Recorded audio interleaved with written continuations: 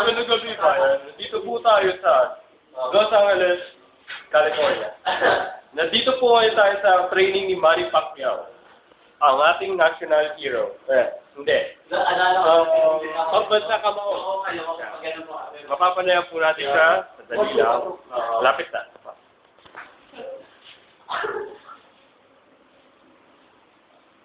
Yan po si Manny Pacquiao. Nakikita niyo naman kung gaano kahirap ang training niya. So, Manny Pacquiao, pwede po ba namin kayo ma-restore sa dali lang?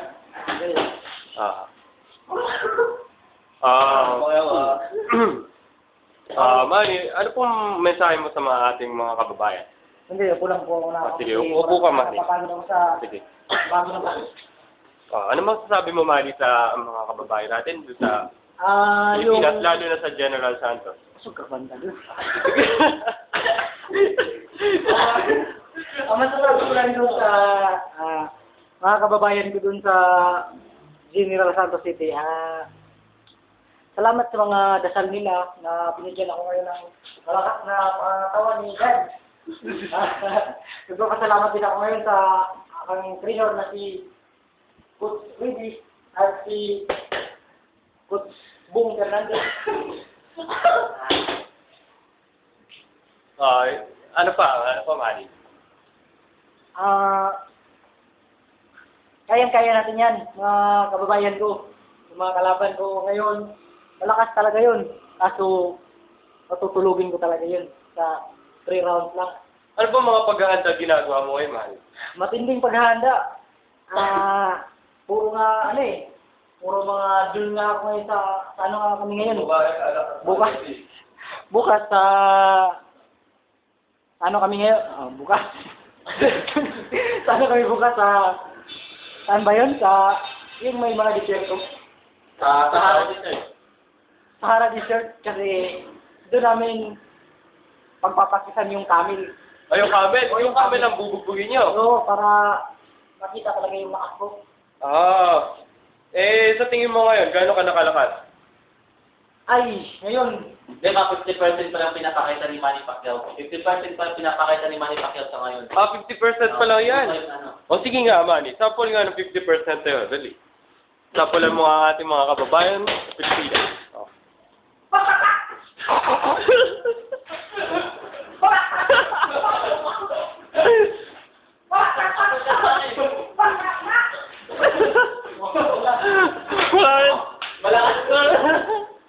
Maraming salamat sa atin.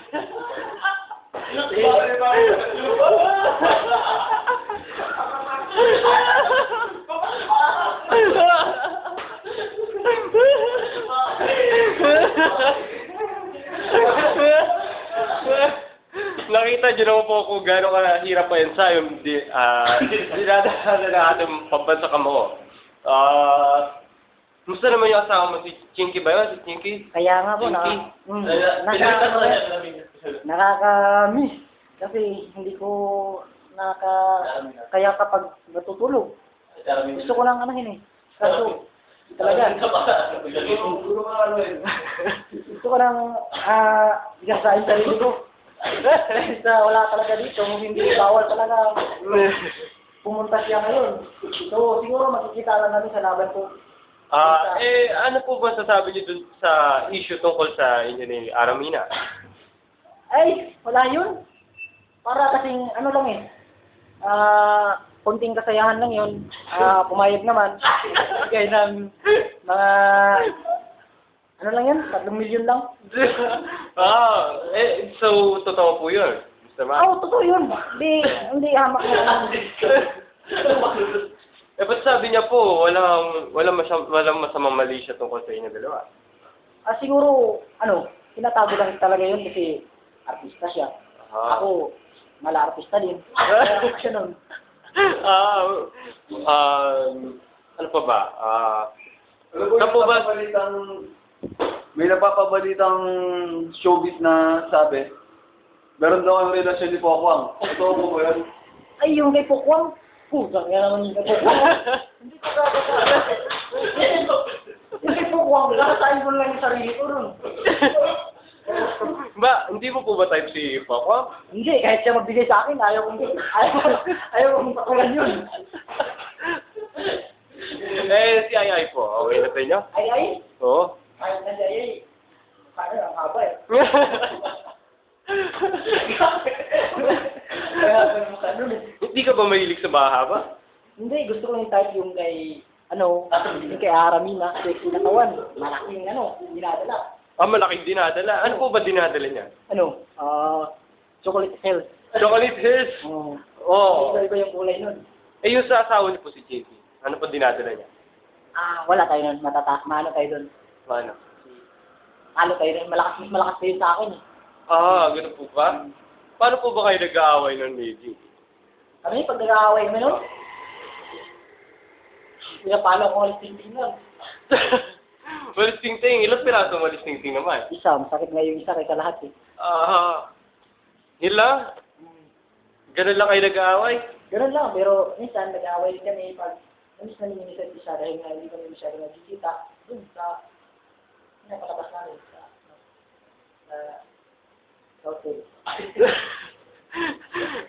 Sa pag-aaway mo, hindi mo ba naisip na gawin siya punching bag? Ay, hindi. Mahal na mahal ko yung asawa ko. Kahit ganyan yan. Kahit na nandiyan si Aramina, mahal ko pa rin yung asawa ko. Maraming salamat, Manny. Tanungin naman po natin yung tungkol sa mga coach ni Manny Pacquiao. Nandito po si Freddy Roach. Kaya masasabi ko lang kay Manny ngayon, nasa mabuti ka lang tayo. Ano masasabi niyo sa performance ni Manny Pacquiao ngayon? Hindi, konting pa ako ng bakit vaccine. Medyo mabagal pa siya ngayon. Pero pagdating ng panahon ng laban niya, malakas na yan. Asahan nyo, di manalo yung kalaban. Kahit 50% pa, nakita nyo naman kanina, 50% pa lang, pero ang lakas na. Sa tingin mo, mga ilang round bago niya mapatumpa kalaban? Sa tingin namin, ni Manny daw, 3 rounds. 3 rounds. Sige po, maraming salamat, Freddy Roach. Papanayamin ko naman po natin si Coach Buboy Verdas. Dito po siya, sadali lang. Coach, ano po masasabi niyo tungkol kay Manny? Yung mga naging training po ni Manny Pacquiao ay ganito. Nag-ano po siya? 10 times a day. Ano yun na po yun? Oo, 10 times a day. Master Mo. Hindi siya napapagod sa ganun. Hindi niya, stamina yun. Para sa stamina. Yung naman, yung missionary, style. Alam niyo yung missionary style? Paano yung missionary? Pampala sa absyon, gano'n. Ganun. Kasi isa pa, yung isa. Paano? Pampalakas ang chin. Para sa tinutok dito, hindi Paano ginagawa niya? Stick pussy. Ha? Dila, ganun. Papapalakas ang gano'n. Yung naman, sa footwork niya, ginagamitan namin ng palo-palo. Palo namin sa kanto yun. Para tumatag yung niya. Yung paa. Tapos yung mukha niya, kaya tumigas. Yung mukha. Anong ginawa? Matagal na matigas ang mukha niya.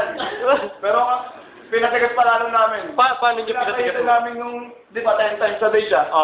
Iniipon namin yung lumalabas na kata sa kanya, pinapahit namin sa mukha niya. Ayun lang po, maraming salamat. Yun pala sikreto para sa matatag na boksingero. Opo. Sige, maraming salamat po. Okay, thank you rin. Ako po si Noli, kabayan Noli. Kabayan Noli de Castro, nag-uulat. Maraming salamat at magandang gabi, bayan.